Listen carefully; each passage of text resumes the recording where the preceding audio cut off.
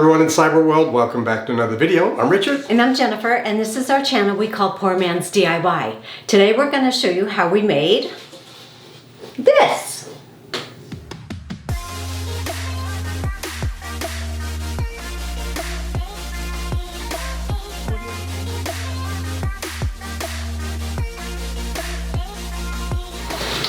Most of the work that we do is usually custom ordered. Someone wants something with specific names, logos or something on it, various designs, and so we accommodate them, and we've made some videos showing you how we did this. This time I decided to do something a little bit different, and I just wanted to make some wall art. So I came up with some things that I thought might look kind of interesting. The image that we just showed you a little while ago is based on a Japanese card game called Hanafuda. And it was just something I remember from childhood, and I thought, oh, that'd be nice. So I made a 26-inch size one, intended just to hang on the wall. There's no customization. We did this all by laser and some spray paint, and so we're going to show you how we did this. So let's get on with it.